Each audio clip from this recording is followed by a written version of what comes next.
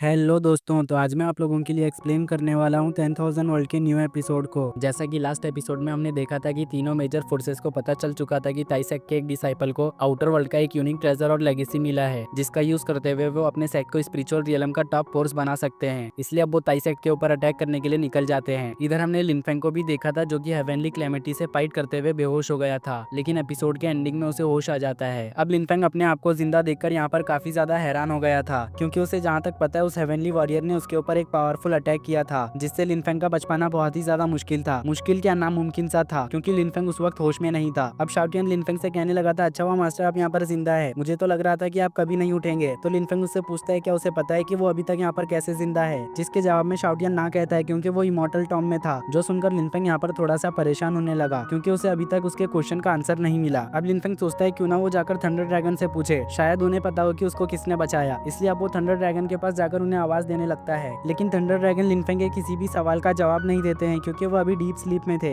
जो देखकर लिनफेंग निराश हो जाता है। अब लिनफेंग अपने डिवाइन सॉर्ड्स को निकालकर उन्हें चेक करने लगा था, तो वो देखता है कि उसके सभी ट्रेजर्स उसके पास है, लेकिन उनके सभी ट्रेजर्स की पावर सप्रेस हो चुकी है। ऐसा लग रहा था मानो जैसे किसी ने जानबूझकर उसके ट्रेजर्स की पावर को सील कर दिया है, ताकि लिनफेंग अपने ट्रेजर्स के पावर के फुल पोटेंशियल को यूज ना कर सके। जो सब देखकर लिनफेंग फैसला करता है कि वो फ्यूचर में हेवनली वे से भी ज्यादा पावरफुल बनेगा, क्योंकि लिनफेंग ने आज से पहले अपने आप को इतना ज्यादा बेबस फील नहीं किया था। इसलिए अब उसे यहाँ पर समझ आ चुका था कि अगर उसे कल्टीवेशन वर्ल्ड में सर्वाइव करना है तो बहुत ही ज्यादा पावरफुल बनना पड़ेगा, क्योंकि भले ही आज के दिन वो यहाँ पर बच गया है, लेकिन हर बार उसका लक साथ नहीं देगा। इसलिए उसे यहाँ पर पावरफुल तो बनना ही पड़ेगा। जो सब सुनकर शाओटियन कहने लगा था, मास्टर मुझे आप पर पूरा भरोसा है, आप फ्यूचर में जरूरी बहुत ही ज्यादा पावरफुल बन जाएंगे, इतना ज्यादा पावरफुल कि ये हेवनली बेबी आपके सामने कुछ भी नहीं कर पाएगा, लेकिन अभी के लिए हमें यहाँ पर थोड़ा सब्र रखना पड़ेगा। जो सब सुनकर लिनफेंग कहने लगा था, हाँ तुमने बिल्कुल सही कहा, ये सब तो हम बाद में भी कर लेंगे, लेकिन अभी के लिए हमें ताइसेक चलना चाहिए, क्योंकि पता नहीं वहाँ की सिचुएशन क्या होगी। ये कहने के बाद वो शाओटियन के साथ ताइसेक की तरफ रवाना हो जाता है। दूसरी तरफ हम ताइसेक के तीन पावरफुल ओल्ड मास्टर्स को देखते हैं। गाइस दरअसल ये तीनों ताइसेक के एंसेस्टर्स हैं, जो कि हमेशा रिट्रीट में रहते हैं, लेकिन जब भी ताइसेक पर कोई मुसीबत आती है तो ये तीनों अपने रिट्रीट से बाहर आ जाते हैं। और अभी के लिए इन्हें पता चल चुका था कि इनके ऊपर अटैक होने वाला है, और इनका दुश्मन बिल्कुल भी कमजोर नहीं है। इस वजह से ये तीनों ओल्ड मॉन्स्टर्स ताइसेक को प्रोटेक्ट करने के लिए अपने रिट्रीट से बाहर आ गए थे। तभी ये एल्डर कहने लगे थे, अभी तक यहाँ पर युआनमिंग पैलेस से कोई भी नहीं आया है, पता नहीं हम अकेले तीनों मेजर फोर्सेस का कैसे सामना करेंगे। वो अभी यहाँ पर ये कह ही रहे थे कि तभी तीनों मेजर फोर्सेस के बैटलशिप्स ताइसेक के गेट पर आ जाते हैं, जिस वजह से अब ताइसेक का डेंजर अलार्म भी बजने लगा था, और अब सभी लोगों को पता चल जाता है कि ताइसेक के दुश्मन यहाँ पर आ गए हैं। अब ताइसेक के सभी एल्डर्स फाइट के लिए तैयार हो जाते हैं, जिसके बाद ताइसेक के ओल्ड मास्टर तीनों मेजर फोर्सेस के सामने आकर अपने ऑरा को रिलीज कर देते हैं, जिस वजह से दुश्मन फोर्स के लोग थोड़ा सा घबरा गए थे और कहने लगे थे, इस ओल्ड मास्टर की पावर तो वर्चुअल वर्ल्ड रियलम के 6 लेवल पर है, आखिर हम इसका मुकाबला कैसे करेंगे। तो जियांगजे का एंसेस्टर इन सभी को मोटिवेट करते हुए कहने लगा था, आखिर तुम इससे डर क्यों रहे हो, ये तो बस अभी 6 लेवल पर है, अगर 7 लेवल पर होता तो हमारे लिए थोड़ी परेशानी हो सकती थी, मगर हम तीनों साथ मिलकर काम करें तो बहुत ही आसानी से इसे हरा सकते हैं। तभी जियांगजे का एंसेस्टर ताइसेक के ओल्ड मास्टर से कहता है, हमें बस टियानकी के पास जो ट्रेजर और लेगेसी है वो चाहिए, अगर तुम हमें वो दे देते हो तो ताइसेक खून खराबे से बच जाएगा और यहाँ पर किसी की भी जान नहीं जाएगी। तो ताइसेक के ओल्ड मास्टर कहते हैं, तुम बस सपने देखते रहो, तुम्हें पता भी है लिन टियानकी कौन है और उसका बैकग्राउंड क्या है। उसका रियल नाम मैंग टियान है और वो युआनमिंग पैलेस के लॉर्ड का ग्रैंडसन है, अगर उसके साथ कुछ भी हुआ तो तुम्हें पता है कि तुम्हारे साथ क्या होगा, इसलिए भलाई इसी में ही कि तुम यहाँ से चले जाओ। तभी एक एंसेस्टर कहता है, भले ये युआनमिंग पैलेस के लॉर्ड का ग्रैंडसन है, लेकिन उसके ट्रेजर और लेगेसी की वैल्यू उससे भी ज्यादा है, अगर हमारे पास वो आ जाता है तो हम युआनमिंग पैलेस का भी मुकाबला कर सकते हैं, इस वजह से हमें इसका कोई भी डर नहीं। उसकी बात सुनकर टियानकी का पेट कहता है, ये सभी तो बहुत ही ज्यादा बेशर्म है, खुद से तो कुछ होता नहीं है, बस दूसरों की चीजें छीनते रहते हैं, लेकिन अगर आज यहाँ पर मास्टर लिनफेंग होते तो वो इन्हें अच्छा सबक सिखाते। चलो कोई बात नहीं, जब वो यहाँ पर आ जाएंगे तब मैं उनसे कहूंगा कि वो इन सभी को एक अच्छा सबक सिखाएं। इधर हम ताइसेक के एंसेस्टर को देखते हैं, जो जियांगजे के एंसेस्टर के ऊपर एक शॉर्ट फॉर्मेशन से अटैक कर देते हैं। तो जियांगजे के एंसेस्टर उनके अटैक को एक बैरियर बनाकर ब्लॉक करने लगा था। अब वो डिवाइन शॉर्ट सेक्ट और फ्लेम वैली के एंसेस्टर से कहते हैं, आखिर तुम यहाँ पर मेरा मुंह क्या देख रहे हो, अगर हम सब मिलकर काम नहीं करेंगे तो हम कभी भी उस लेगेसी और ट्रेजर को हासिल नहीं कर पाएंगे, इसलिए तुम दोनों भी यहाँ पर मेरा साथ दो और फौरन से ताइसेक के प्रोटेक्टिव बैरियर पर अटैक करके उसे तोड़ दो, क्योंकि जब तक वो यहाँ पर रहेगा हमारे लोग अंदर नहीं जा पाएंगे। जो सुनकर वो दोनों ताइसेक के बैरियर के ऊपर अटैक करने लगे थे, जिस वजह से ताइसेक का बैरियर कमजोर पड़ने लगा था। तो लिन टियानकी कहता है, अगर ऐसा ही चलता रहा तो प्रोटेक्टिव बैरियर बहुत ही जल्द डिस्ट्रॉय हो जाएगा, जिस वजह से शायद हो सकता है कि इन सभी को रोकना हमारे लिए मुश्किल हो जाए। इस तरफ ताइसेक के एंसेस्टर फॉर्मेशन को एक्टिवेट करने लगे थे और अब वो अपने सभी साथियों से कहते हैं कि इस फॉर्मेशन को मेंटेन रखने के लिए सभी लोग इसके अंदर अपने पावर को ट्रांसफर करते रहो। जो सुनते ही ताइसेक के सभी एल्डर्स उस फॉर्मेशन के अंदर अपने पावर को ट्रांसफर करने लगे थे, ताकि वो सभी अपने अपोनेंट को हरा सके। इधर जियांगजे का एंसेस्टर जब देखता है कि ताइसेक के एंसेस्टर्स उसके ऊपर फॉर्मेशन बनाकर अटैक करने की तैयारी कर रहे हैं, तो वो भी अपने स्वॉर्ड अटैक को रेडी करने लगा था और अब वो अपने स्वॉर्ड से ताइसेक के एंसेस्टर्स के ऊपर हमला कर देता है। तो ताइसेक के एंसेस्टर्स भी फॉर्मेशन की पावर का यूज करते हुए उसके अटैक को बहुत ही आसानी से ब्लॉक कर लेते हैं। इधर ताइसेक के दोनों एंसेस्टर्स तीनों ग्रेट फोर्सेस के एंसेस्टर के अटैक को ब्लॉक करते जा रहे थे, साथ ही वो उनके ऊपर भारी भी पड़ रहे थे, जो देखकर ताइसेक के डिसाइपल्स खुश होने लगे थे क्योंकि उन्हें लग रहा था कि शायद से अब वो यहाँ पर जीत सकते हैं। इधर ताइसेक के एंसेस्टर्स फिर से उनके ऊपर अटैक कर देते हैं, तो ये तीनों मिलकर उसको रोकने की कोशिश करते हैं मगर रोक नहीं पाते हैं